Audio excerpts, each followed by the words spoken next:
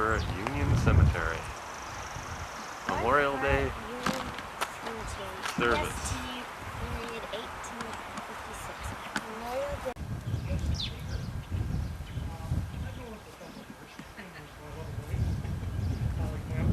Girls in McCray, World War II veteran, served with the 8th Air Force in England during World War II, 2nd Air Division, worked on B-24s, aircraft radio maintenance, and later on near Western England with radar bombing group for blind bombing. He brought along some memorabilia here. I'm sure he would be more than happy to talk them over with you if you had any questions after the service. At this time, I'll turn over to Harold.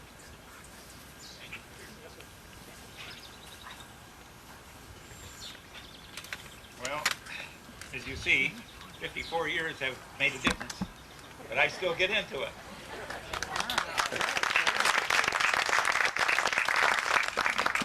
I had a tailor this in England for me, and he made it a little too short. I wanted it down around my hip, but he tailored it right on my belt buckle, which made it very difficult to try to keep it snapped in the right place there. But there was a tailor, and I took it down in Norwich, England, and I took it to the tailor, and he took a look at it, and he said, "Oh, I can handle that without any trouble at all," because it was actually too long before, so he made it too short. Thank you, Richard. You did a good job up here. Well, I don't want to bore you with anything today, and if you feel bored, well, you can just get up and walk out. But I made a mistake one time, and John back here will remember that. I told some people that at the church one time down here at the Brethren Church that if anybody gets bored or is not happy with what I'm saying, they can get up and leave, and the whole bunch of them got up and left. I think they did it on purpose. I think John had something to do with that. Anyway, well, let's kind of fill in on a little information just before I start getting into the World War II problem here. My wife and I were married in October of '41. I was just a green kid off the farm in 1940 when I got drafted. And I didn't have any idea what it meant to be drafted. I had no knowledge whatsoever of what military life was like, except my dad had been in the Army in World War I. But he had only served about 6 months. My grandfather had been in the military in Chicago at the big riots in Chicago. I think they were something to do with the railroad riots in 1917 or 18. And my great-grandfather was in the Civil War as a rifleman down in the battles in Virginia. He spent about 4 years in the Civil War and then ended up down in central Illinois, homesteaded a farm and raised 12 children. So evidently the war had something good for him. But my grandfather was the youngest, next to the youngest of those children, of those 12 children. And then, of course, my dad was born of, I think there were 6 or 7 of them in their family. So when I was born, I was the first one born in Dixon, Illinois, right outside of, right near a little town in Echusa. If you've ever been in Dixon, you'll have some idea where that's at. It's not a very big burg, but I think it was Mr. Regan lived in that area and went to school down there. But that was about 8 years before me. I appreciate that fact. So I was 21 years old when we were married in 1941, October 18th, and we will celebrate our 58th wedding anniversary coming up this October.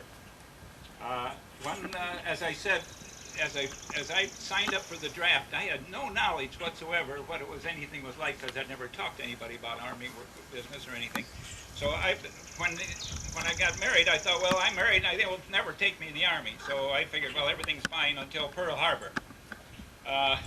Pearl Harbor kind of changed the thing, because in 30 days I was in the Army and didn't even know what it was all about until I told them I wanted to go into medics, because I had come from the Brethren Church up here. These people are pretty much peaceful people, and they didn't think it was a good idea to go out and shoot your neighbors. And I thought I'd join up with the medics and become a medic. Well, what happened was, when I got sent down to Arkansas, instead of being sent to the medical detachment in Arkansas, they put me in the infantry, because they wanted infantry people down in the South Pacific. At that particular time, the war was getting pretty heavy in the South Pacific, and they wanted infantry down there to land on the islands and keep the Japanese from taking them over. So I stayed in that outfit that was a rifle company, in a rifle platoon, and a rifle regiment. And that was called the, let me see if I can remember the number, the Company D of the 66th Battalion of the 14th Training Regiment. And it was called BIRTC, Branch and Material Replacement Training Center. The reason was that they needed people, especially foot soldiers, to go into the islands and work in that area.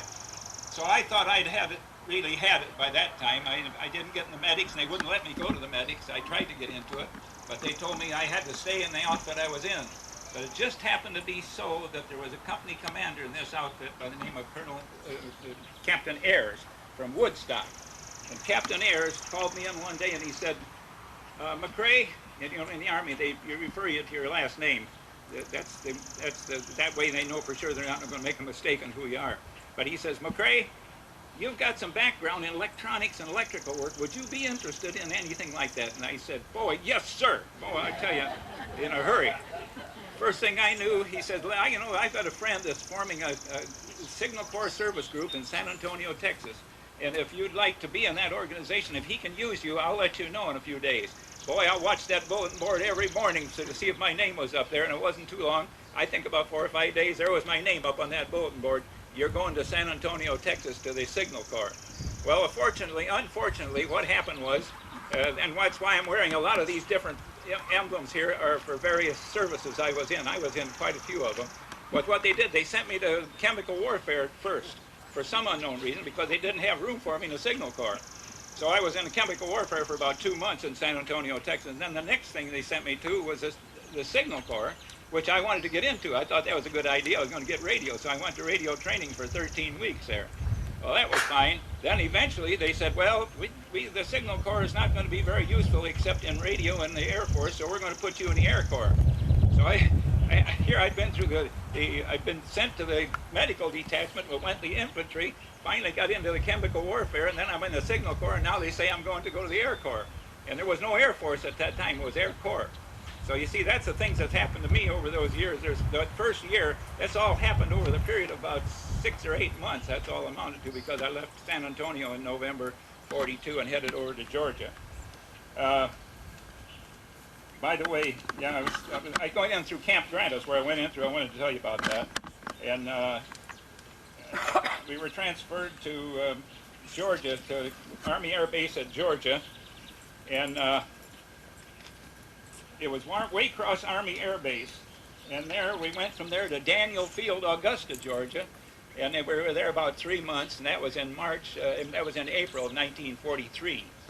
By this time, I began to understand what Army life was like as far as the Signal Corps service and as far as the Air Corps.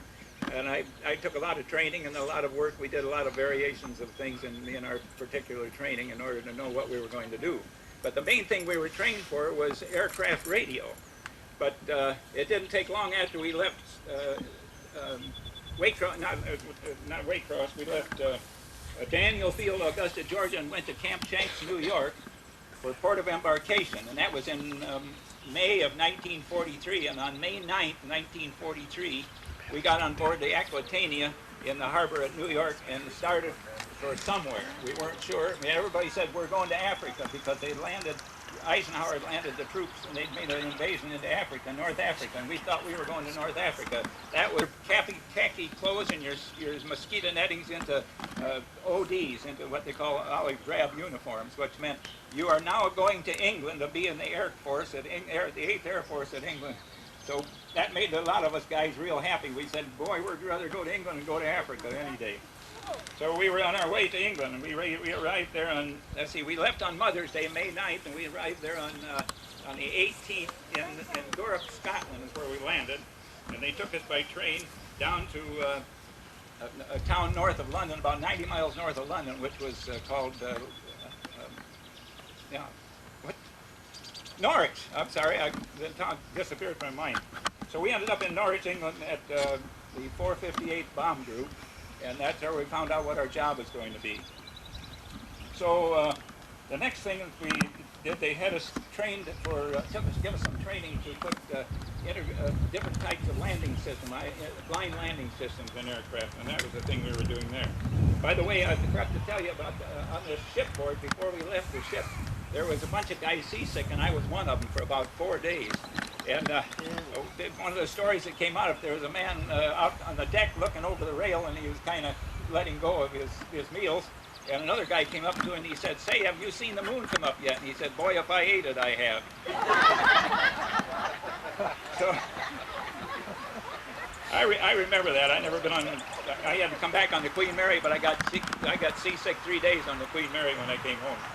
But anyway, we had over 8,000 men on board that ship, and when we got to England, we transferred them all onto. They transferred them to different trains and different vehicles, and they went to different places. About 50 of us went to this air base at Norwich, and that's where we started our